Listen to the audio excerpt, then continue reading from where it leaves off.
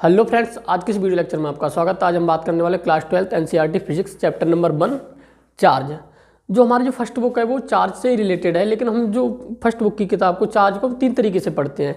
जब चार्ज रुका हुआ होता है, जब चार्ज चलने लगता है। जब चार्ज चलता है तो हमारा 2 तरीके से चलता है। जब चार्ज की जो एक्सीलरेशन होता है कांस्टेंट वेलोसिटी के साथ मूव करता है, जीरो एक्सीलरेशन के साथ, तब पढ़ते हैं। जब हमारा जो चार्ज होता है वो एक एक्सीलरेटेड वेलोसिटी के साथ मूव करता है, यानी कि जो उसकी चाल होती है वेरिएबल चार्ज होती है। तो हम जो चार्ज की स्टडी करते हैं तो वो हम 3 तरीके से करने वाले। तो आज के हम फर्स्ट चैप्टर में पढ़ेंगे जो चार्ज इलेक्ट्रोस्टैटिक्स होता है, जब चार्ज रुका हुआ होता है।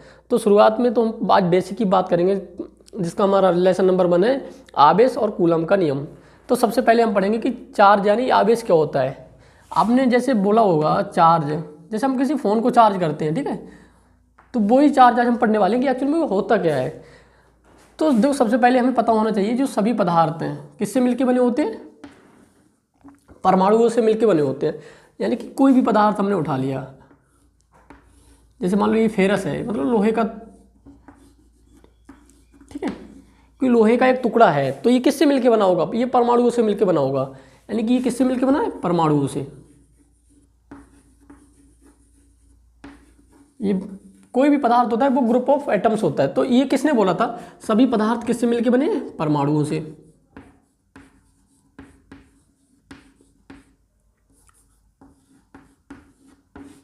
परमाणु, अच्छा, ये बोला किसने कहा था कि सभी पदार्थ परमाणुओं से मिलके बने होते हैं। ये हमारे एक वैज्ञानिक थे डाल्टन, जिन्होंने बताया था कि सभी पदार्थ परमाणुओं से मिलके बने होते हैं।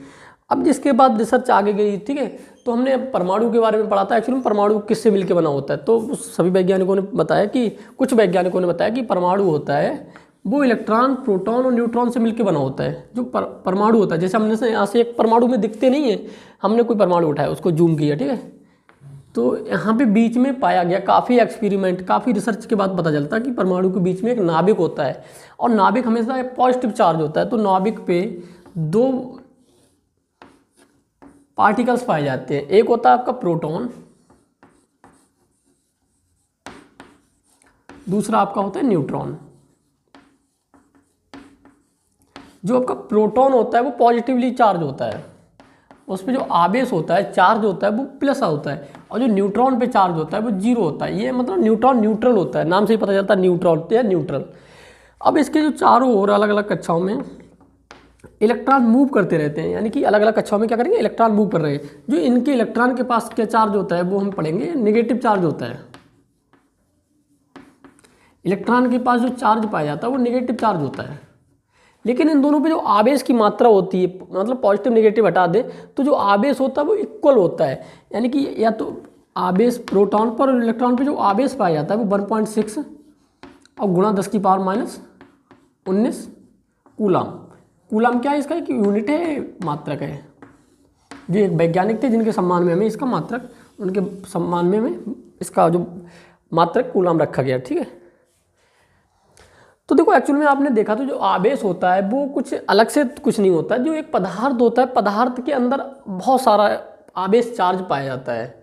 लेकिन जो अभी आप किसी भी मेटल को या किसी धातु के टुकड़े को लेते हैं तो आपको कोई करंट नहीं लगता है। इसका रीजन क्या होता है, तो एक्चुअल में होता क्या है, सभी परमाणु पदार्थ किससे मिलकर बने, परमाणु से। अब जब एक परमाणु हम उठाते हैं तो परमाणु में यहाँ पे एक लाइन आती है, परमाणु में इलेक्ट्रॉनों की संख्या और प्रोटॉनों की संख्या एक्चुअल में क्या होती है, बराबर होती है। इलेक्ट्रॉनों की संख्या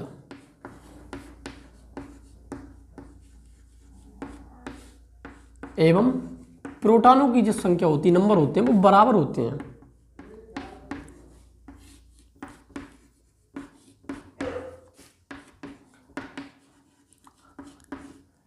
प्रोटॉनों की संख्या बराबर होती है, ठीक है। अब सोचो, ये मान लो जैसे हमने फेरस लिया था, तो फेरस का जो परमाणु क्रमांक होता है 26 होता है। तो जिससे हमें पता चलता है ये मान लो फेरस का परमाणु है, तो इसमें 26 इलेक्ट्रॉन पाए जाएंगे। क्या होंगे, इसके अंदर 26 इलेक्ट्रॉन होंगे, और 26 ही क्या होंगे, प्रोटॉन होंगे। अब हमें पता है कि जो इलेक्ट्रॉनों पे आवेश और जो प्रोटॉनों पे आवेश क्या होता है, इक्वल होता है, बट अपोजिट होता है। तो इस पे जो मगर 26 कूलम आवेश है, ठीक है, और इस पर माइनस का 26 पाया जाएगा, और इस पर कैसा पाया जाएगा, प्लस का 26 कूलम पाया जाएगा। तो जो ओवरऑल चार्ज आता है वो हमारा कितना आता है, 0 आता है। यानी कि परमाणु या परमाणु से तो मिलकर कोई पदार्थ बना है, परमाणु या पदार्थ कैसे होते हैं, हमेशा उदासीन होते हैं, उनके पास स्वयं कोई करंट प्रदर्शित नहीं करते हैं। लेकिन जब हम उसमें कोई एक्सपेरिमेंट करते हैं, इससे हम क्या करेंगे, इलेक्ट्रॉनों को बाहर निकालेंगे या प्रोटॉनों को बाहर निकालते हैं, मैक्सिमम टाइम इलेक्ट्रॉनों को भी बाहर निकाला जाता है, तो ये चार्ज हो जाते हैं। तो जो पदार्थ में जो आवेश होता है वो इलेक्ट्रॉनों के निकालने पर ही उत्पन्न होता है। तो आई थिंक आप लोग समझ चुके होंगे कि पदार्थ पर आवेश तो होता है, बट हम बिना किसी एक्सपेरिमेंट के शो नहीं कर सकते। उसके लिए कोई भी पदार्थ आपको करंट नहीं लगा सकता है। ऐसा क्यों होता है, क्योंकि उसमें परमाणुओं की संख्या, परमाणु में इलेक्ट्रॉनों की संख्या प्रोटॉनों की संख्या क्या होती है, इक्वल होती है। अब देखो यहाँ से थोड़ी बात आगे बढ़ती है, हम थोड़ा आगे बढ़ेंगे।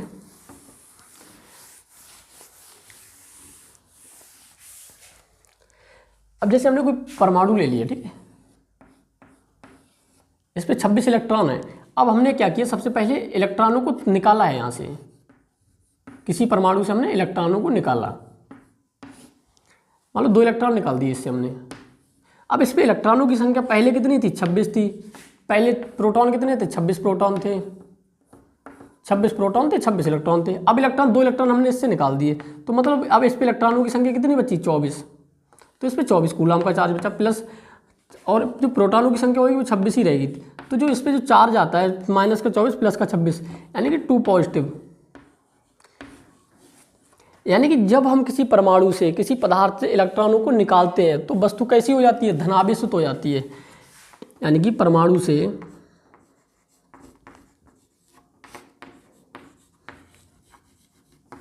इलेक्ट्रॉनों को निकालने पर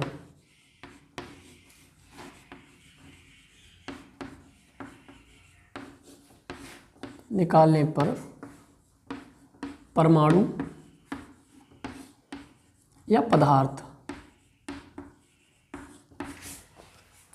धनावेशित हो जाते हैं।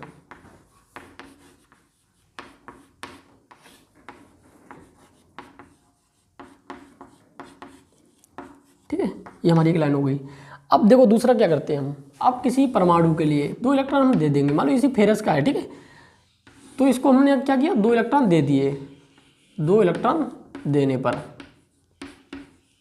अब इस पे इलेक्ट्रॉनों की संख्या कितनी हो जाएगी, 28। तो 28 कूलम का क्या हो जाएगा, चार्ज हो जाएगा, 28 क्यू प्लस का 26 क्यू। अब इस पे हमारा जो ओवरऑल चार्ज आता है प्लस का 2 क्यू। ठीक है, अब इसमें हम इस वाले में क्या लिखें, परमाणु से कोई इलेक्ट्रॉन देने पर परमाणु या पदार्थ कैसा हो जाता है, ऋणावेशित हो जाता है। दूसरा हम लिखेंगे परमाणु या पदार्थ को इलेक्ट्रॉन देने पर, परमाणु या पदार्थ को इलेक्ट्रॉन देने पर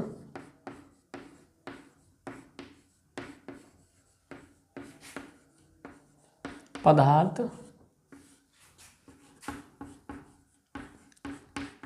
ऋणावेशित चार्ज हो जाता है। ठीक है,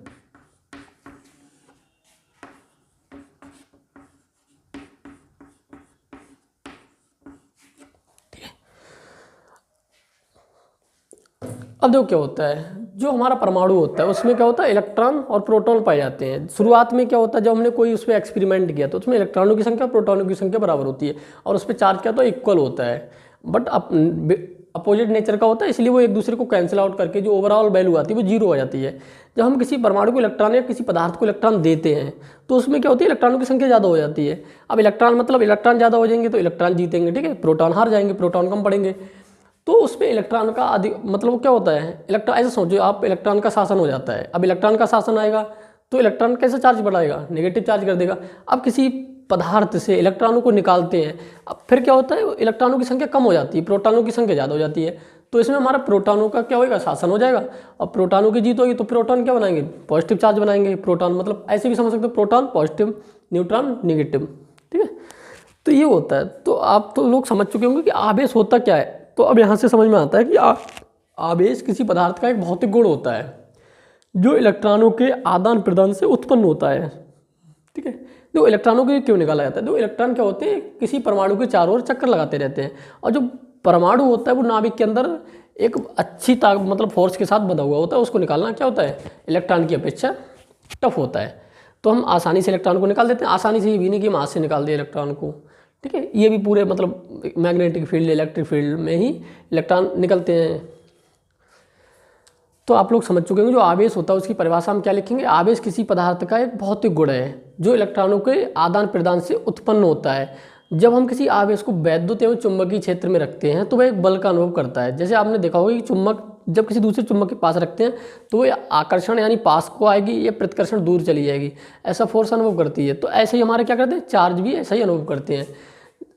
अब देखो चार्ज कितने प्रकार के होते हैं, दो प्रकार के होते हैं, पॉजिटिव एक नेगेटिव। पॉजिटिव मतलब जब इलेक्ट्रॉन निकाला गया है यानी कि उस पर आदि किसका शासन हुआ है, प्रोटॉनों का शासन हुआ है। नेगेटिव मतलब उस पर इलेक्ट्रॉनों का शासन हुआ है यानी उसको एक्स्ट्रा इलेक्ट्रॉन दिया गया है। तो जो हमारे आवेश होता है वो दो प्रकार का पाया जाता है, पॉजिटिव और नेगेटिव। अब एक आता है कि जो हमारा पॉजिटिव, दो पॉजिटिव अगर हम आवेश रखें पास पास तो वो पास को आएंगे या दूर चले जाएंगे या वहीं रखे रहेंगे। जब हम दो पॉजिटिव चार्ज या दो नेगेटिव चार्जों को रखते हैं पास पास तो वो हमेशा दूर जाने की कोशिश करते हैं यानी एक दूसरे को रिपेल करते हैं, दूर धकेलती हैं। विज्ञान की भाषा में हिंदी में बोलें तो प्रतिकर्षण बल लगाते हैं। जब हम असमान आवेशों को एक दूसरे के पास लेके आते हैं यानी पास रखते हैं तो वो क्या करते हैं, एक दूसरे को अट्रैक्ट करते हैं, आकर्षित करते हैं। तो आई थिंक आप लोग ये समझ चुके होंगे जो आवेश होता है वो एक चुम्बक की भांति जैसे कार्य करता है। अच्छा चुम्बक देखो समझना आसान हो जाता है क्योंकि चुम्बक को हमने देखा है व्यवहार में, लेकिन आवेश को हमने नहीं देखा है, नहीं फील किया है। तो आवेश को हम चुम्बक से रिलेटेड पढ़ सकते हैं। तो आई थिंक आप लोग समझ चुके होंगे आवेश क्या होता है। आवेश किसी पदार्थ का एक भौतिक गुण होता है जो इलेक्ट्रॉनों के आदान प्रदान से उत्पन्न होता है। जब हम किसी आवेश को वैद्युत एवं चुंबकीय क्षेत्र में रखते हैं तो वह एक बल का अनुभव करता है। आवेश हमारा दो प्रकार का होता है, पॉजिटिव और नेगेटिव यानी कि धनावेश और ऋणावेश। समान आवेश एक दूसरे को क्या करते हैं, प्रतिकर्षित करते हैं और विपरीत आवेश एक दूसरे को आकर्षित करते हैं। तो आई थिंक आप लोग समझ चुके होंगे जो आवेश क्या होता है। अब हम थोड़ा इससे आवेश जो आकर्षण बल और प्रतिकर्षण बल जो लगाते हैं एक दूसरे पे, उसके मान को हम पढ़ने वाले हैं। और ये मान हमें किसने बताया था, इससे रिलेटेड फार्मूला दिया था हमारे कूलाम ने। तो हम इसके बाद पढ़ेंगे कूलाम का नियम जो काफ़ी UP board point of view से काफ़ी इंपॉर्टेंट है। पुष्पा कूलाम्स लॉ यानी कूलाम के नियम के पढ़ेंगे। तो कूलाम के नियम में ज़रूरत क्यों पड़ी हमें, पहले तो जब हम कोई लॉ पढ़ते हैं तो हमें पता होना चाहिए कि उसकी हमें ज़रूरत क्या थी और उसके आने के बाद हमें जो फिजिक्स में कुछ उसका क्या महत्व होगा। तो यहाँ से जो इलेक्ट्रोस्टैटिक्स यानी कि इलेक्ट्रिसिटी की शुरुआत ही हमें लगता है कूलाम्स के नियम से ही शुरुआत हुई थी। देखो जब हम दो समान चार्ज लेते हैं तो ये क्या करते हैं, दूर धकेलते हैं। दो नेगेटिव चार्ज लेते हैं तब भी ये क्या करते हैं, दूर धकेलते हैं। अच्छा ये दूर धकेलने की जो प्रकृति होती है एक तो इन आवेशों की मात्रा पर निर्भर करती है। क्या किया था इन्होंने, जितना बड़ा आवेश लिया, जितना ज़्यादा आवेश लिया उतना ही ज़्यादा इन्होंने प्रतिकर्षण लगाया यानी कि क्या दूर धकेला जोर ताकत से। ऐसे ही हमारा नेगेटिव चार्ज भी क्या करते हैं, एक दूसरे को बाहर की तरफ धकेलते हैं। ठीक है, देखो ये एरो क्या दिखा रहा है, जो Q1 आवेश है, Q1 आवेश को Q2 आवेश ने बाहर की तरफ धकेला और जो Q2 आवेश है Q1 आवेश के कारण दूर जा रहा है। ठीक है, और यहाँ पे जो बीच की दूरी होती है इसका भी एक महत्व होता है। जैसे जैसे हम दूरी बढ़ाते जाते हैं ये फोर्स का मान होता है कम होता चला जाता है। और यहाँ पे जब हम एक प्लस चार्ज लेते हैं Q1, दूसरा Q2 माइनस Q2 चार्ज रखते हैं और इनके बीच की दूरी जो R रखेंगे तो ये पास की तरफ यानी कि प्रतिकर्षण बल लगाएंगे। ये इसको अपने पास खींचेगा और ये इसको अपने पास खींचने वाला है। तो यहाँ पे जब समान चार्ज होता है तब लगता है प्रतिकर्षण बल,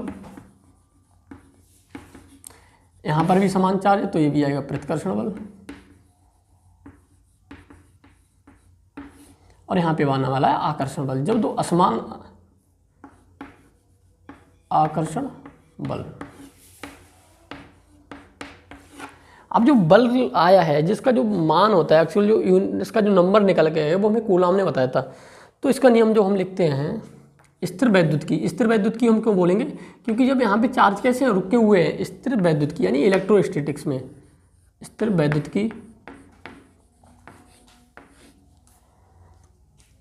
में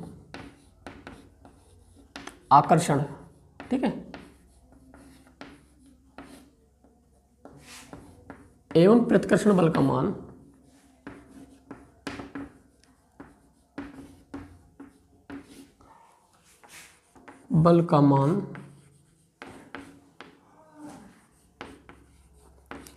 निम्न बातों पर निर्भर करता है। ठीक है, अब वो हमें बातें पता होना चाहिए कौन कौन सी कंडीशन पे किस किस बात पे डिपेंड करता है, निम्न बातों पर निर्भर करता है।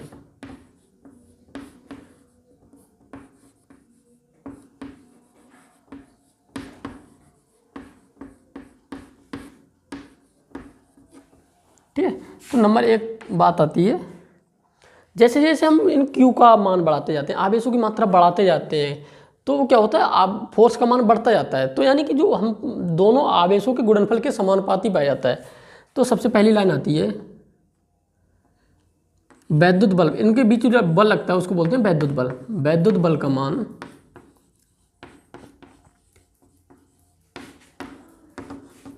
दोनों आवेशों के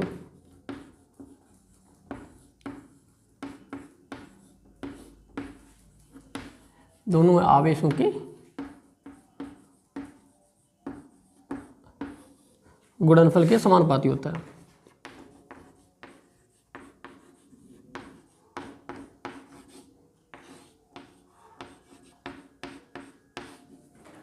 यानी कि F समानुपाती Q1 गुणा Q2, ये तो फर्स्ट कंडीशन हो गई। अब देखो जो हमारा आकर्षण या प्रतिकर्षण बल का मान होता है वो दूरी पे भी डिपेंड करता है। तो दूसरा आएगा दोनों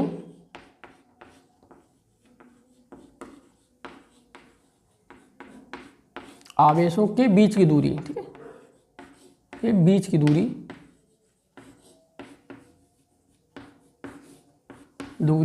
के वर्ग, दूरी और उसका स्क्वायर लेंगे, ठीक है, दूरी के वर्ग के व्युत्क्रमानुपाती होता है।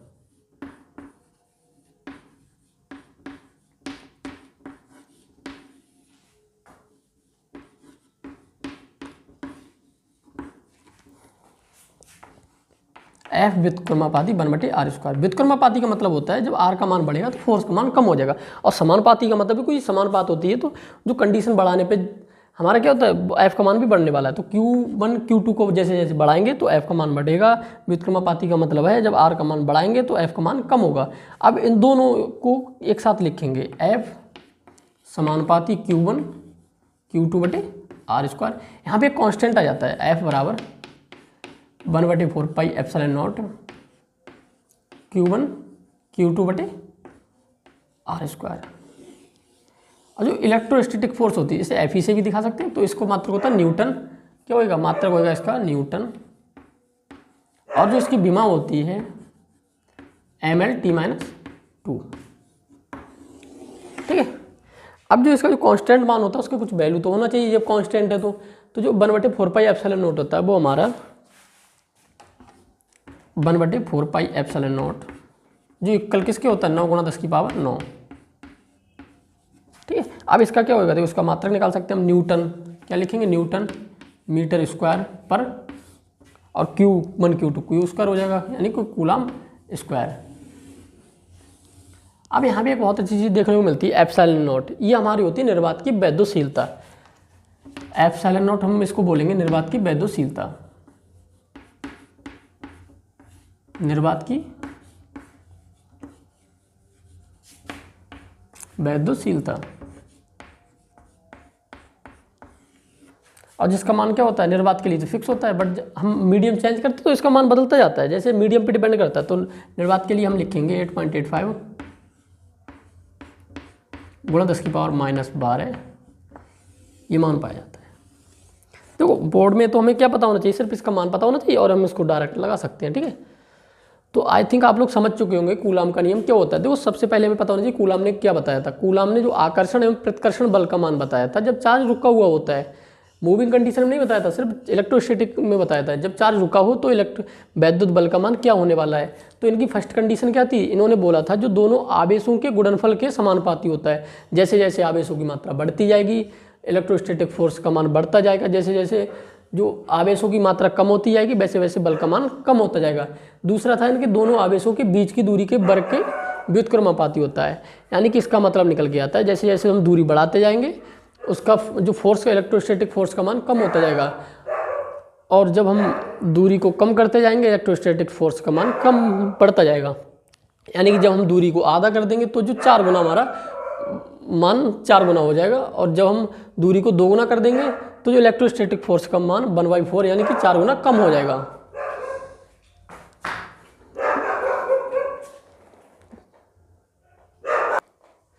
अब हम कूलाम्स लॉ के बाद पढ़ने वाले हैं वैद्युत क्षेत्र एवं वैद्युत बल रेखाएं। अब तो इसको पढ़ने की आवश्यकता ही क्यों थी, वैद्युत क्षेत्र हमने क्यों पढ़ा, अब ये बात हम पढ़ेंगे। वैद्युत क्षेत्र यानी कि इलेक्ट्रिक फील्ड।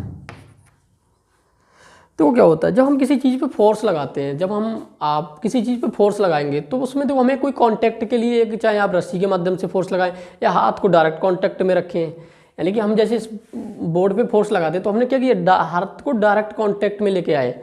लेकिन देखो अब क्या होता है, जब आवेश एक दूसरे पे फोर्स लगाता है या चुंबक एक दूसरे पे फोर्स लगाता है तो उसने हमें कोई ऐसी चीज़ नहीं दिखाई जो वहाँ तक उसके पास जो फोर्स लगाने के लिए डायरेक्ट कांटेक्ट में आए। लेकिन ऐसी तो कोई चीज़ होनी चाहिए जो हमें उस पर कोई डायरेक्ट फोर्स कांटेक्ट फोर्स लगा रही हो, यानी कि उस पर एक फोर्स अप्लाई कर रही हो।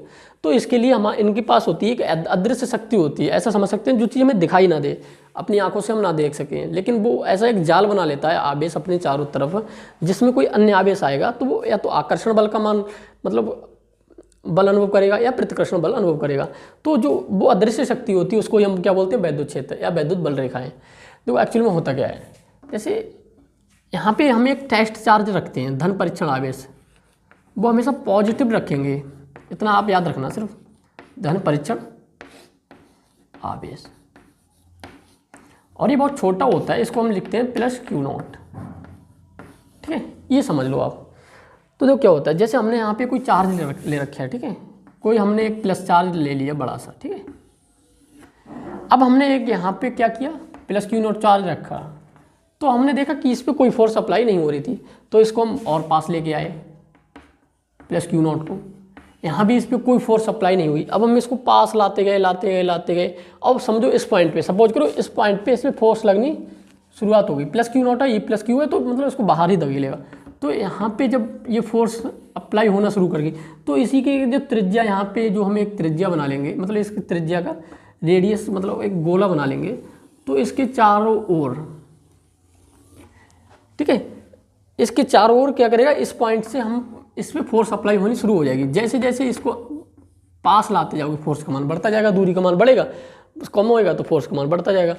तो देखो आवेश के चारों ओर का वह क्षेत्र, ठीक है, देखो आवेश है, आवेश के चारों ओर का एक क्षेत्र बन गया, इन्होंने क्या एक जाल फैला लिया आवेश ने, ठीक है, जिसमें कोई अन्य आवेश आएगा। अब देखो यहाँ पे माइनस चार्ज आप लेके आओगे, ठीक है, तो माइनस चार्ज तो इसके पास चला जाएगा, प्लस चार्ज लेके आओगे तो दूर चला जाएगा, यानी कि ये आकर्षण बल अनुभव करेगा और ये प्रतिकर्षण बल अनुभव करेगा। तो देखो वैद्युत क्षेत्र की जो परिभाषा होती है वो हम क्या लिखने वाले हैं, तो आवेश के चारों ओर का वह क्षेत्र, चारों ओर का क्षेत्र ना, आवेश के चारों ओर का वह क्षेत्र जिसमें एक कोई अन्य आवेश आकर्षण एवं प्रतिकर्षण बल का मान अनुभव करता है। तो इसकी जो हम परिभाषा लिखेंगे, वैद्युत क्षेत्र हमारा परिभाषा क्या होगी, आवेश के चारों ओर का वह क्षेत्र, आवेश के चारों ओर का वह क्षेत्र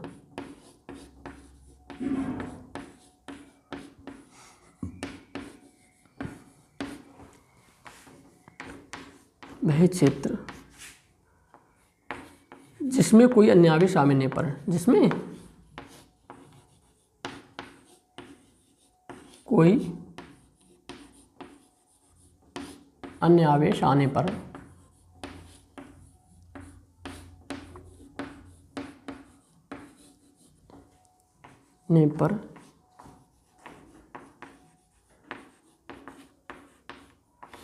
आकर्षण एवं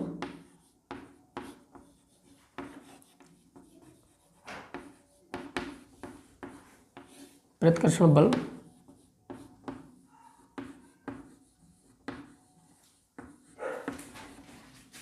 अनुभव करें, ठीक है। तो देखो वैद्युत क्षेत्र क्या होता है, चारों तरफ आवेश अपने चारों तरफ एक जाल बना लेता है, ऐसा समझो जाल। अब उस जाल में जैसे ही कोई आवेश आएगा तो फंस जाएगा, या तो जाल क्या करेगा, उसको अपने पास खींच लेगा या दूर निकाल देगा, अपने वैद्युत क्षेत्र से बाहर भेज देगा या वो अपने पास बुला लेगा, ठीक है। तो ये हमारा क्या कहलाता है, वैद्युत क्षेत्र कहलाता है। अब जब देखो इसको दूर धकेलना, इसको पास खींचने के लिए जो किसने काम किया था, इसके लिए हमें बनानी पड़ती है वैद्युत बल रेखाएं। अब हम दूसरी अपने इसी से संबंधित हेडिंग आएगी हमारी वैद्युत बल रेखाएं, वैद्युत बल रेखाएं। यूपी बोर्ड में काफ़ी बार पूछे जा चुका है वैद्युत बल रेखाएं, विशेषता बताओ या वैद्युत बल रेखाओं को दिखाना है, ठीक है। अब देखो सबसे इंपॉर्टेंट चीज़ हमारी ये लाइन है, धन परीक्षण आवेश, जो हम टेस्ट करेंगे किसी आवेश को लेके, ठीक है, वो हमारा जो पॉजिटिव ही चार्ज रखना होगा। अब सबसे पहले हम यहाँ पे देखो बनाएंगे, इसको थोड़ा सा करेंगे।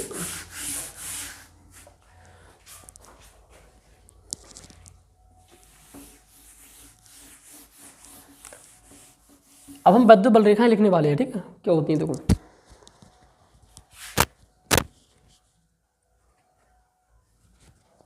वैद्युत बल रेखाएं। सबसे पहले हम लेंगे पॉजिटिव चार्ज यानी कि धनावेश। आप धनावेश देखो कैसी वैद्युत बल रेखा बना रहा है। जैसे हमने यहाँ पे कोई प्लस चार्ज ले रखा है, ठीक है। अब इसके एक पास में हम प्लस क्यू नॉट चार्ज रखेंगे तो वो किधर जाने वाला है, दूर की तरफ जाने वाला है। यहाँ भी रखेंगे तो कैसा जाएगा, दूर की तरफ जाएगा। और जब यहाँ पे रखेंगे तब वो कैसे जाएगा, दूर की तरफ भागेगा, क्योंकि हमें पता है कि समान चार्ज क्या करते हैं, एक दूसरे को प्रतिकर्षित करते हैं। और यहाँ पे दूर की तरफ जाने वाला है। अच्छा देखो ये दूर ही क्यों गया, ये दूर क्यों नहीं गया, प्लस क्यू नॉट एक तो छोटा चार्ज था इसलिए ये दूर चला जाता है। तो जो हमारा जो प्लस चार्ज होता है वो कैसी वैद्युत बल रेखाएं बनाता है, वो हमारा बाहर की तरफ वैद्युत बल रेखाएं बनाता है, रेडियली आउटवर्ड। तो देखो यहाँ पे हम यहाँ से इस चित्र के माध्यम से यहाँ पे हम वैद्युत बल रेखाएं लिखेंगे। धनावेश से हमेशा,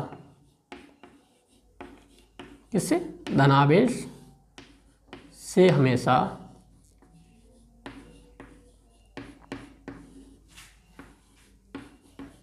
वैद्युत बल रेखाएं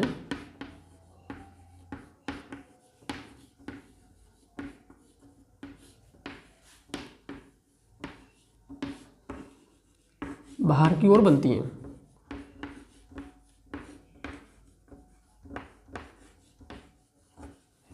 ठीक है, अब हम एक दूसरा चार्ज लेते हैं, मतलब अब हम लेंगे ऋणावेश।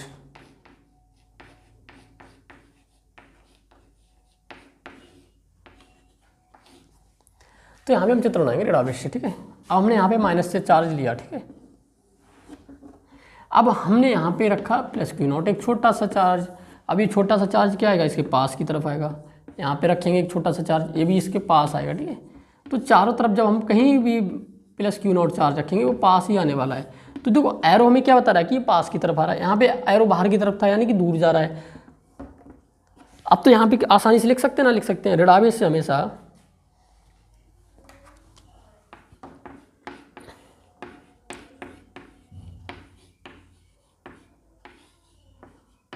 ऋणावेश से हमेशा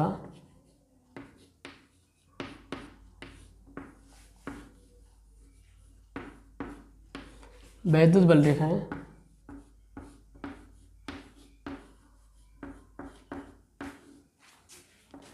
अंदर की ओर बनती है, मतलब रेडियल यानी त्रिज्या की जैसी अंदर की ओर बनती है, ठीक है। अब तो देखो हमने पहले पढ़ा धनावेश, दूसरा ऋणावेश। अब देखो तीसरा, दो होगी ना इसमें, तीसरा हम लिखेंगे फर्स्ट ये हो गया, सेकंड ये हो गया। अब देखो दो वैद्युत बल रेखाएं एक दूसरे को कभी नहीं काटती हैं, तो यानी कि वैद्युत बल रेखाएं कभी एक दूसरे को काटने वाली नहीं है। तो ये भी हम लिख सकते हैं दो वैद्युत बल रेखाएं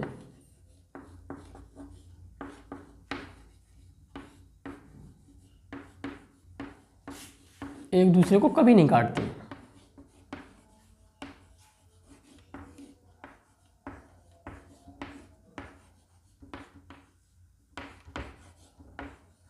ठीक है, एक इसमें चौथी लाइन और आ जाती है, उसको हम ऐड करेंगे। दो वैद्युत बल रेखाओं की जो दिशा होती है वो हमें क्या बताती है, वो हमें बल की दिशा को बताती है। वो हमें पॉजिटिव चार्ज पे क्या बल लगने वाला है, जो धन परीक्षण आवेश है, टेस्ट चार्ज है, पॉजिटिव टेस्ट चार्ज है, उस पर किस साइड में बल लगने वाला है। जैसे इसमें देखो अंदर की तरफ लगेगा और इसकी जो बल रेखा बाहर की तरफ बनी हुई है, तो इसमें बल लगने वाला बाहर की तरफ बल लगने वाला है।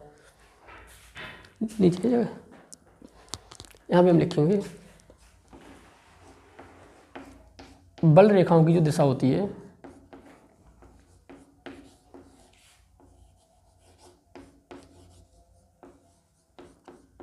की दिशा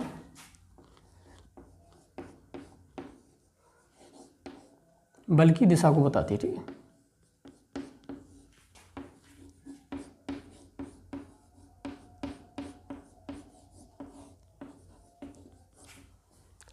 ठीक है, तो देखो हम वैद्युत क्षेत्र भी समझ लिया, वैद्युत बल रेखाएं समझ ली। तो वैद्युत क्षेत्र का आवेश के चारों ओर का वह क्षेत्र था जिसमें कोई अन्य आवेश आएगा तो वो आकर्षण एवं प्रतिकर्षण बल का मान अनुभव करेगा, ठीक है, एक फोर्स अनुभव करने वाला था।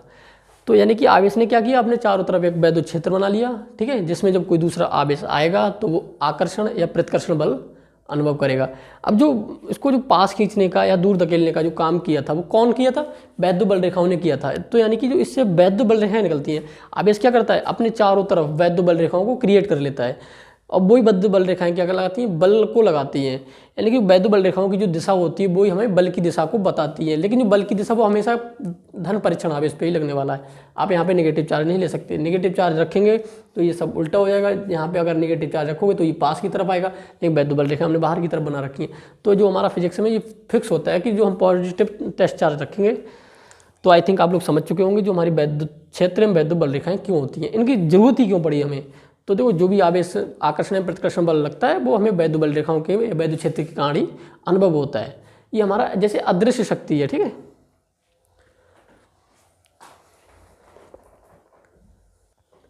अब हम इसी पार्ट में बात करेंगे वैद्युत द्विध्रुव क्या होता है। तो वैद्युत द्विध्रुव देखो बहुत ही एक डिवाइस की तरह वर्क करता है। जैसे ये मान लो ये पॉजिटिव चार्ज है, ये हमारा नेगेटिव चार्ज है। जब हम इनको पास रखेंगे तो क्या होएगा? ये दोनों पास आ जाएंगे। जब हम तो वैद्युत द्विध्रुव बनाने के लिए क्या करते हैं? इनको फिक्स अभी तो हमने अपने हाथों से पकड़ रखा है। अगर सपोज करो ये फोर्स लगाते होते तो ये पास आ जाते ना, आ जाते। तो वैद्युत द्विध्रुव एक ऐसी युक्ति है जिसमें दो समान एवं विपरीत प्रकार के आवेशों को पास पास रखा जाता है। तो इस प्रकार की युक्ति भी है, डिवाइस जो बन के आता है उसी हम क्या बोलते हैं? वैद्युत द्विध्रुव कहते हैं। जैसे हम क्या करेंगे, दो चार्ज लेंगे, एक प्लस क्यू चार्ज ले लिया हमने, एक माइनस क्यू चार्ज ले लिया। अब इन दोनों को जो आवेश की मात्रा है वो मतलब इक्वल है, बट जो नेचर है एक पॉजिटिव है एक नेगेटिव है, ठीक है। वैल्यू तो बराबर है बट एक दूसरे के अपोजिट है, एक प्लस का एक माइनस का। सपोज करो 10 कूलाम का चार्ज है तो एक प्लस 10 कूलाम का चार्ज रखना पड़ेगा आपको और एक माइनस 10 कूलाम का चार्ज रखना पड़ेगा। और हम इनको क्या करेंगे? बहुत ही पास पास रख देंगे, ठीक है। और इनके बीच में एक केंद्र आता है, इसको बोलते हैं वैद्युत द्विध्रुव का केंद्र, ठीक है। इसे हम क्या बोलेंगे? वैद्युत द्विध्रुव का केंद्र, सेंटर ऑफ इलेक्ट्रिक डाइपोल, ओ। अब देखो प्लस क्यू चार्ज से ओ तक की दूरी को हम एल रखेंगे और माइनस क्यू से ओ तक की दूरी को हम एल रखेंगे। तो जो हमारी टोटल दूरी हो जाती है वो 2L हो जाती है। यहाँ से बहुत अच्छे हमारे 2-4 डेरिवेशन बनते हैं इलेक्ट्रिक डाइपोल से संबंधित, चाहे आपका इलेक्ट्रिक फील्ड से संबंधित हो, चाहे आपका वैद्युत विभव से संबंधित हो। तो इसकी जो परिभाषा है वो क्या लिखेंगे? जब दो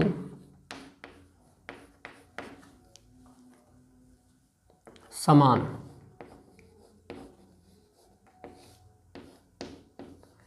एवं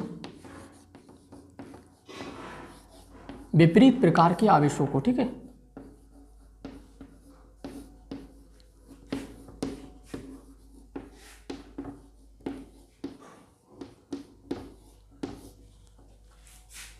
आवेशों को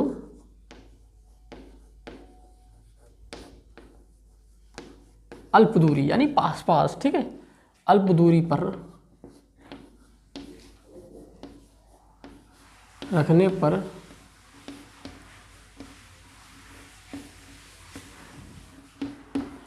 बनी युक्ति, ठीक है, या इसको बोल सकते हैं हम डिवाइस। डिवाइस हमें ज़्यादा समझ में आता है, डिवाइस या मशीन। बनी युक्ति को वैद्युत द्विध्रुव कहते हैं,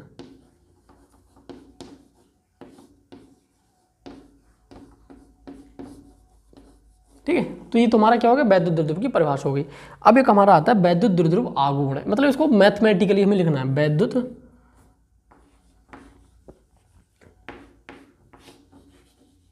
द्विध्रुव आघूर्ण।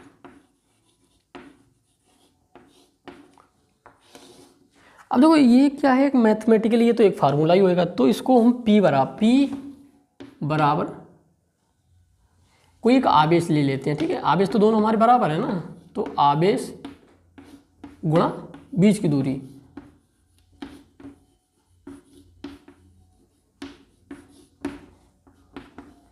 Q गुणा 2L। बीच की दूरी कितनी हो जाएगी? 2L हो जाएगी। तो हमारा ये बन जाता है फार्मूला 2QL। इसका मात्रक क्या होगा? Coulomb metre.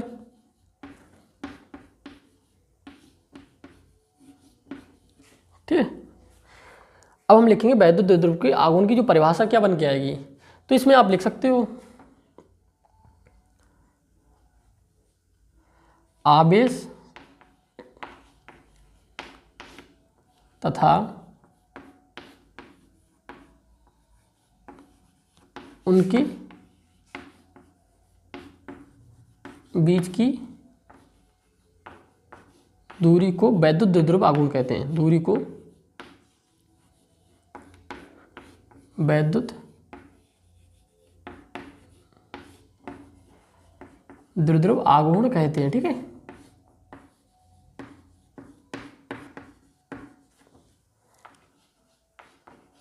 इसे हम P से प्रदर्शित करते हैं। रिप्रेजेंट कैसे करते हैं? P से। आपको लिखा हुआ है प्रदर्शित,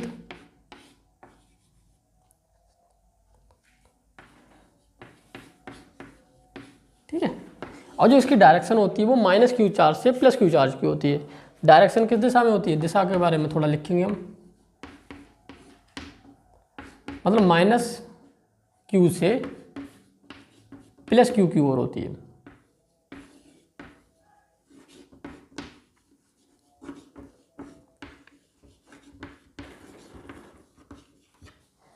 ठीक है, तो ये हमारा वैद्युत द्विध्रुव हो गया, वैद्युत द्विध्रुव आघूर्ण हो गया। ठीक है, अब हम इससे आगे बढ़ेंगे थोड़ा।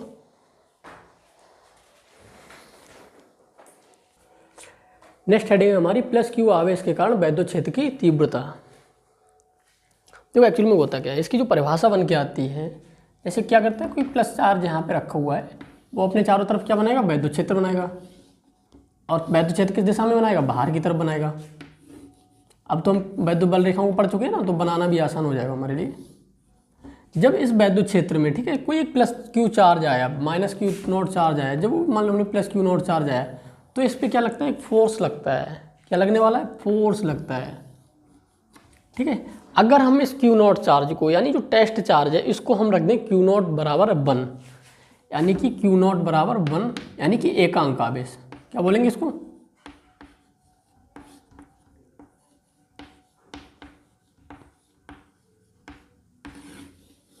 ये देखो कमाल की बात। ठीक है, अब देखो क्या बोला जाता है वैद्युत क्षेत्र की तीव्रता में, एकांक आवेश पर लगने वाले बल को, यानी कि प्रति एकांक आवेश पर लगने वाले बल को हम वैद्युत क्षेत्र की तीव्रता बोलते हैं। प्रति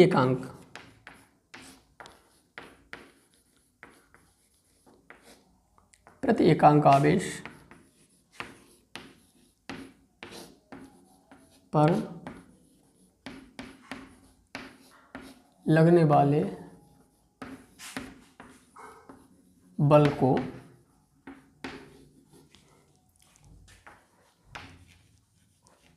वैद्युत क्षेत्र की तीव्रता कहा जाता है। ठीक है,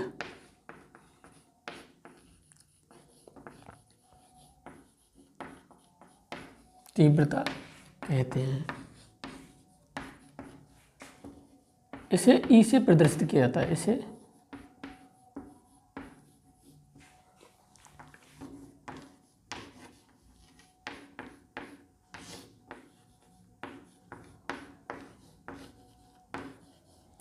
तो ई बराबर हो जाता है हमारा एफ अपॉन क्यू नॉट। ये तो बनेगा प्रति एकांक आवेश पर, यानी कि न्यूटन पर कूलॉम।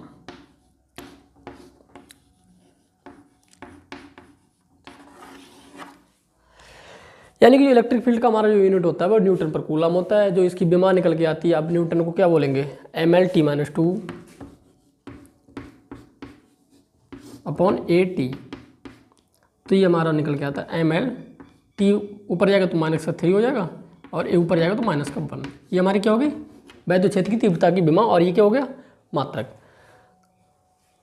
अब देखो हम इलेक्ट्रोस्टैटिक फोर्स लगाएंगे। देखो यानी यहाँ पे जो आर के बीच की दूरी, अगर हमने यहाँ पे आर ले रखी है, तो हमारा ये निकल के आएगा ई बराबर, इलेक्ट्रोस्टैटिक फोर्स किसके बराबर होती है? कूलॉम के लॉ के अकॉर्डिंग क्यू, ठीक है, और बटे Q not, sorry into Q not बटे आर स्क्वायर। और ये बटे में क्या है? क्यू नॉट है, तो क्यू नॉट से क्यू नॉट खत्म हो जाएगा, तो ई बराबर आएगा हमारा 1/4πε0 क्यू बटे आर स्क्वायर। ठीक है, ये हमारा फार्मूला निकल के आता है, ई बराबर 1/4πε0 क्यू बटे आर स्क्वायर। तो ये हमारा वैद्युत क्षेत्र का फार्मूला हो गया, और ये सारी परिभाषा हो गई, ये मात्रक विमा। तो आई थिंक आप लोग समझ चुके होंगे वैद्युत आवेश के कारण वैद्युत क्षेत्र की तीव्रता क्या निकल के आती है। अब इसके बाद जो हम डेरिवेशन करने वाले हैं, वैद्युत द्विध्रुव और वैद्युत क्षेत्र की तीव्रता दोनों को कंबाइन करेंगे और वैद्युत द्विध्रुव के कारण उसकी अच्छी स्थिति पर वैद्युत क्षेत्र की तीव्रता और निरक्षीय स्थिति पर वैद्युत क्षेत्र की तीव्रता पढ़ने वाले हैं, जो हमारे फर्स्ट पार्ट से संबंधित यानी फर्स्ट लेसन से UP board point of view से सबसे ज़्यादा इंपॉर्टेंट होने वाला है। हर ईयर आपको कोई ना कोई क्वेश्चन देखने को मिल जाता है, चाहे आपको सवाल के रूप में मिले या फिर डेरिवेशन के रूप में मिले।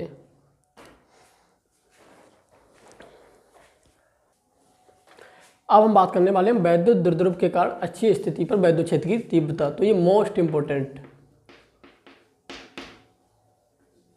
क्वेश्चन या फिर डेरिवेशन या जो हेडिंग है हमारा बनने वाला है यहाँ से।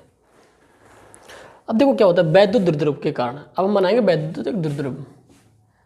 तो यहाँ पे हमने बनाया एक वैद्युत द्विध्रुव, एक माइनस क्यू चार्ज ले लिया हमने और एक प्लस क्यू चार्ज। हमें पता है कि वैद्युत द्विध्रुव कैसे बनता है, दो समान आवेश एवं विपरीत प्रकार के होने चाहिए, इनके बीच एक केंद्र आता है और यहाँ से यहाँ तक की दूरी क्या बनती है L, और यहाँ से यहाँ तक की दूरी क्या आएगी L। अब देखो जो भी हम अक्षीय स्थिति का मतलब होता है 0 डिग्री पे, उसके एक्सियल मतलब ये एक्स है और इसी के एक्सियल पॉइंट पे हम लेते हैं क्या वैद्युत क्षेत्र की तीव्रता ज्ञात करनी है। ठीक है, तो यहाँ पे हमने एक P पॉइंट ले लिया, यानी कि यहाँ से हमने P पॉइंट लिया x दूरी पर। ठीक है, P पॉइंट पे हमें क्या करना है वैद्युत क्षेत्र की तीव्रता ज्ञात करनी है, इलेक्ट्रिक फील्ड ज्ञात करना है। तो E वेक्टर का हमें मान ज्ञात करना है क्या आएगा। ठीक है, अब देखो क्या होता है, हमें पता होता है जब कोई एक आवेश हम लेते हैं माइनस क्यू या प्लस क्यू आवेश लिया जाता है, तो उसके कारण किसी बिंदु पर यानी किसी दूरी पर वैद्युत क्षेत्र की तीव्रता क्या आती है। जैसे यहाँ पे अगर हम प्लस क्यू चार्ज लें और यहाँ से कोई बीच की दूरी हमें R दी हो और इस पॉइंट पे हमें क्या करना है वैद्युत क्षेत्र की तीव्रता ज्ञात करनी है, तो जो हमारा फार्मूला होता है वो बेसिक क्या होता है 1/4 पाई एप्सिलॉन नॉट Q/r², ये होता है। तो इसी तरीके से हम यहाँ पे ज्ञात करने वाले हैं। अब देखो यहाँ से यहाँ तक की दूरी कितनी है x। अब ये दूरी अब बढ़ा देंगे, अगर हम यहाँ से दूरी लेंगे तो माइनस क्यू चार्ज से P पॉइंट तक की दूरी कितनी होने वाली है x, और इसमें हम क्या करें L को जोड़ दें तो हमारी हो जाएगी x + L। ठीक है, अब हमें दूसरी दूरी पता होना चाहिए यहाँ से, यानी प्लस क्यू चार्ज से P पॉइंट तक की दूरी। अगर हम यहाँ तक x है तो अगर x में से हम L दूरी को माइनस कर दें, ठीक है, तो जो हमारी दूरी आने वाली है x - L। ठीक है, अब माइनस क्यू आवेश के कारण जब हम वैद्युत क्षेत्र की तीव्रता निकालेंगे तब ये दूरी रखेंगे, प्लस क्यू आवेश के कारण वैद्युत क्षेत्र की तीव्रता निकालेंगे तो x - L यानी ये दूरी रखने वाले हैं। तो बस दो ही पॉइंट हमारे यहाँ से। तो माइनस क्यू आवेश के कारण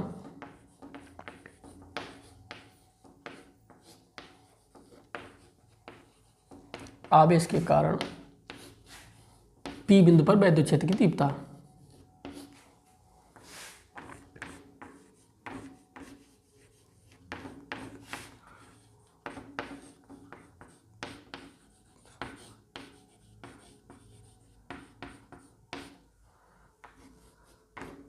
E1 बराबर 1/4 पाई एप्सिलॉन नॉट, चार्ज को लेंगे और बीच की दूरी क्या है यहाँ से यहाँ तक की दूरी x + L का। ठीक है, अब दूसरा हम क्या निकालेंगे प्लस क्यू आवेश के कारण P पॉइंट पर वैद्युत क्षेत्र की तीव्रता। प्लस क्यू आवेश के कारण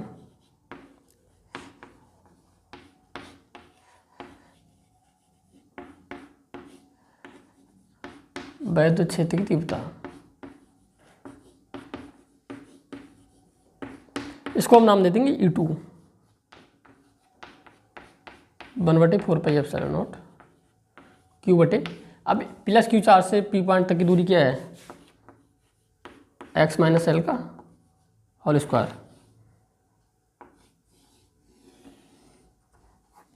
ठीक है, अब क्या होता है एक्चुअली में देखो यहाँ पे हम सीखेंगे थोड़ा।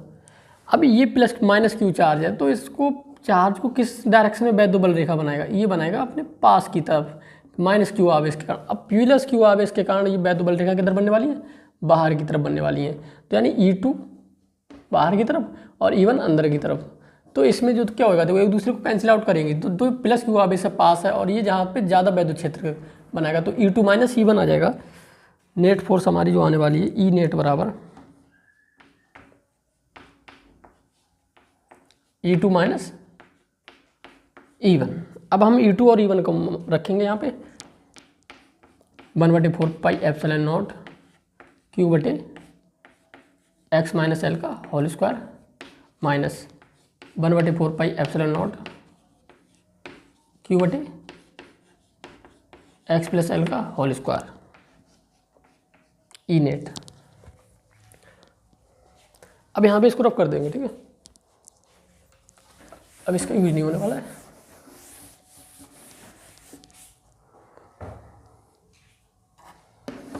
अब यहाँ से वैल्यू उठाएंगे ई नेट बराबर 1/4 पाई एप्सिलॉन नॉट क्यू बटे एक्स माइनस एल का whole square minus 1/4 pi epsilon not q बटे एक्स प्लस एल का होल स्क्वायर। अब यहाँ से कुछ चीज़ हमें कॉमन मिल रही है, ठीक है। E net 1/4 pi epsilon naught common आ जाता है, क्यू कॉमन आ जाता है 1/x माइनस एल का whole square minus 1/x plus L का, ठीक है। ई नेट बराबर 1/4 पाई एप्सिलॉन नॉट क्यू। अब यहाँ पे एलसीएम ले लेंगे x प्लस एल का whole square minus x minus L का होल स्क्वायर बटे x माइनस एल का whole square x plus L का whole square 1/4 pi epsilon not Q. ये हम खोल देंगे x मतलब a प्लस बी का होल स्क्वायर, तो x square plus L square plus 2xl minus x square plus L square minus 2xl upon A plus B, A minus B क्या होता है, ए स्क्वायर माइनस बी स्क्वायर, तो x square minus L square पूरे का whole square. अब देखो यहाँ पे x की दूरी होती है वो l की दूरी कंपेयर टू l काफ़ी छोटा होता है x की अपेक्षा, तो l स्क्वायर हम 0 के बराबर रख देते हैं यहाँ पे। तब ई नेट बराबर 1/4 pi epsilon not Q x square plus L square plus 2xl minus x square minus L square plus 2xl। अब एक्स स्क्वायर ये हो जाएगा आपका 0 के बराबर पूरे का स्क्वायर, तो यानी x की पावर कितनी हो जाएगी 4। ई नेट बराबर 1/4 पाई एप्सिलॉन नॉट क्यू, तो ये हो जाएगा आपका 2xl सॉरी 224 हो जाएगा यहाँ पे और x की पावर 4। अब देखो ऊपर क्या है, x की पावर 1 है और x की पावर नीचे 4 है, तो यहाँ क्या होगी, नीचे आ जाएगी पावर, तो यहाँ पे बचेगी x की पावर 3। तो यहाँ पे लिखेंगे एक बार 1/4 पाई एप्सिलॉन नॉट। अब देखो 2 है ना, तो एक तो ये x से कट जाएगा, यहाँ पे 3 बचेगा, तो 2l क्यू और गुणा 2। देखो यहाँ पे क्या है, 4 को क्या लिख सकते हैं 2 गुणा 2 बटे x का क्यूब, ठीक है। l को हमने q के साथ लिख दिया और 2 को l के साथ लिख दिया, और q क्या रखा, मतलब 2 के लिए एक बार अलग से रख दिया, तो ये 2ql होता है यानी 2lq, तो यहाँ ये हमारा p के बराबर होता है। तो ई नेट बराबर 1/4 पाई एप्सिलॉन नॉट 2p बटे x का क्यूब, देख रहे होगा। ये हमारा फाइनल रिजल्ट आता है वैद्युत द्विध्रुव के कारण अक्षीय स्थिति पर वैद्युत क्षेत्र की तीव्रता। ई नेट बराबर 1/4 पाई एप्सिलॉन नॉट 2p बटे एक्स क्यू। एक बार इसको हम फिर से समझते तो माइनस क्यू आवेश के कारण वैद्युत क्षेत्र की तीव्रता ई नेट बराबर ई वन बराबर 1/4 पाई एप्सिलॉन नॉट क्यू बटे एक्स प्लस एल का होल स्क्वायर। तो जो हमारी दूरी आई थी वो हम फार्मूला से आपने समझा होगा एक्स प्लस एल क्यों आया था, प्लस क्यू आवेश के कारण वैद्युत क्षेत्र की तीव्रता पी वन पर ई टू बराबर 1/4 पाई एप्सिलॉन क्यू बटे एक्स माइनस एल का होल स्क्वायर। जो हम नेट इलेक्ट्रिक फील्ड निकालते हैं वो हम क्या करते हैं, एक दूसरे को कैंसिल आउट करती हैं, क्योंकि एक दूसरे पे अपोजिट डायरेक्शन में वैद्युत क्षेत्र की तीव्रता लगने वाले। तो ई टू माइनस ई वन, तो ई टू को हमने मान लगाया था और यहाँ पे हमने 1/4 पाई एप्सिलॉन क्यू क्या किया, कॉमन लिया है और इनका हमने एलसीएम किया, बस यहाँ पे कि तो मैथ का यूज हुआ है। तो इस तरीके से हमने वैद्युत क्षेत्र द्विध्रुव के कारण अच्छी स्थिति पर वैद्युत क्षेत्र की तीव्रता को याद किया। पार्ट सेकेंड हम डेरिवेशन की बात करेंगे वैद्युत द्विध्रुव के कारण निरक्षीय स्थिति पर वैद्युत क्षेत्र की तीव्रता। तो सबसे पहले हम वैद्युत द्विध्रुव बनाएंगे, minus q plus q O, यहाँ से यहाँ तक दूरी L और माइनस क्यू, ओ के बीच की दूरी एल, टोटल दूरी 2l हो जाएगा। अब यहाँ से तो निरक्षीय स्थिति की जब बात होती है तो उसके परपेंडिकुलर यानी कि लंबवत दूरी लेते हैं x। अब यहाँ से हमें क्या करना होता है, ये दूरी निकालनी होती है। तो यहाँ से जो हम पाइथागोरस थ्योरम का यूज करते हैं, कर्ण है ना, तो कर्ण का स्क्वायर बराबर होता है हमारा, कर्ण का स्क्वायर बराबर लंब स्क्वायर प्लस आधार स्क्वायर। तो यहाँ पे जैसे ये दूरी है ना, तो इसको r मान सकते हैं, आर स्क्वायर बराबर x square plus L square. तब r इक्वल टू हो जाएगा under root x square plus L square. जो भी हमें ज़रूरत होगी उसको रख सकते हैं, ठीक है।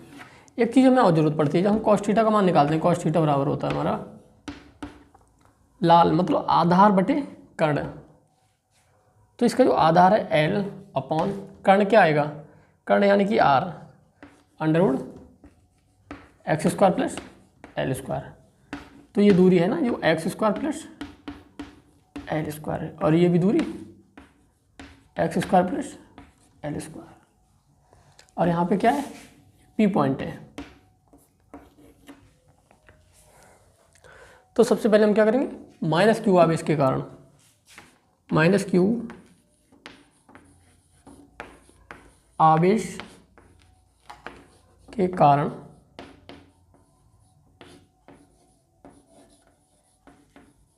पी बिंदु पर वैद्युत क्षेत्र की तीव्रता।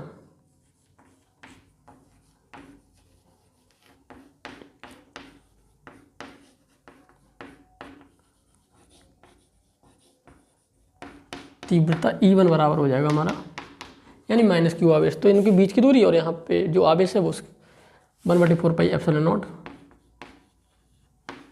क्यू बटे बीच की दूरी, मतलब स्क्वायर होएगा बीच की दूरी का। तो स्क्वायर कितना आएगा, ये आएगा x square plus L square.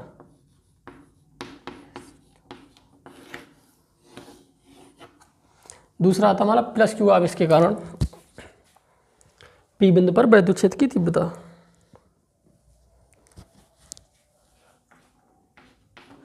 Plus Q आवेश के कारण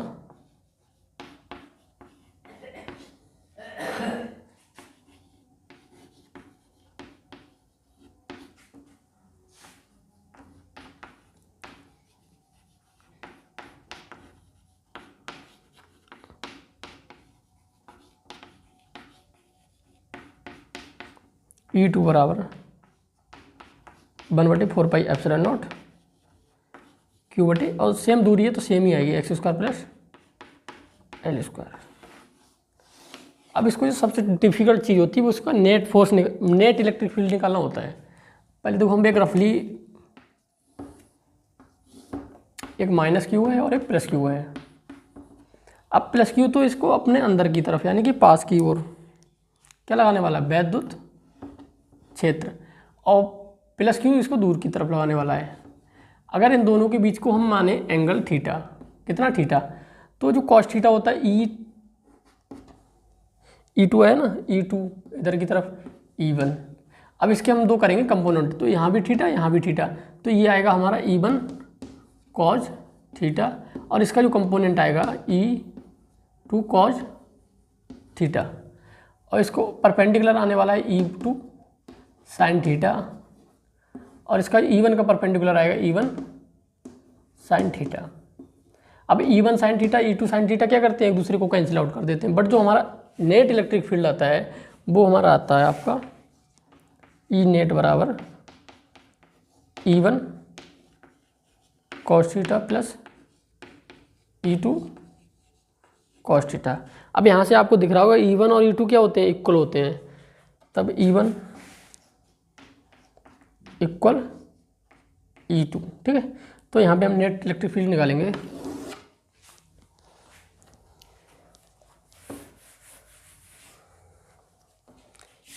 E नेट आता है आपका 2E1 कॉस थीटा। E1 का मान लगा देंगे हम यहाँ पे, E नेट बराबर 2E1 का मान हमारा है 1/4πε0 क्यू बटे x square plus L square. Cos theta का मान हमारा है, पहले से हमने लिखा रखा L बटे x square plus L square बटे 2, यानी वर्गमूल अंडरवुड में है तो वर्गमूल लिखेंगे, तो ये हमारा हो जाएगा 2QL। तब ई नेट बराबर 1/4 पाई एप्सिलॉन नॉट 2QL। अब देखो इसकी पावर 1 है और इसकी पावर 1/2 है, x square plus L square 1 plus 1/2, ई नेट बराबर 1/4 पाई एप्सिलॉन, और 2QL किसके बराबर होता है, पी के बराबर, x square plus L square अंडरवुड 3/2, यानी 2 एकम 2 और 1 3/2 हो जाएगा। ठीक है, अब देखो x ग्रेटर देन एल, तब एल स्क्वायर हमारा होता है 0 के बराबर, तब ई नेट बराबर 1/4 पाई एप्सिलॉन नॉट पी बटे एक्स स्क्वायर प्लस 0 3/2।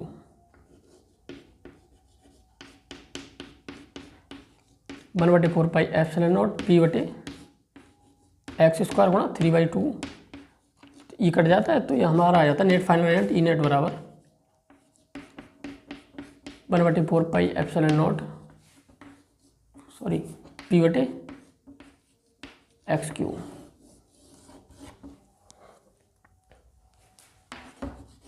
ये हमारा आंसर हो गया। तो हम ये पार्ट हमारा कंप्लीट हो चुका है। वैद्युत द्विध्रुव के कारण निरक्षीय स्थिति पर वैद्युत क्षेत्र की तीव्रता आती है, वो अच्छी स्थिति की अपेक्षा आधी आने वाली है। अच्छी स्थिति पे यहाँ पे 2p था और निरक्षीय स्थिति पे ओनली pi है।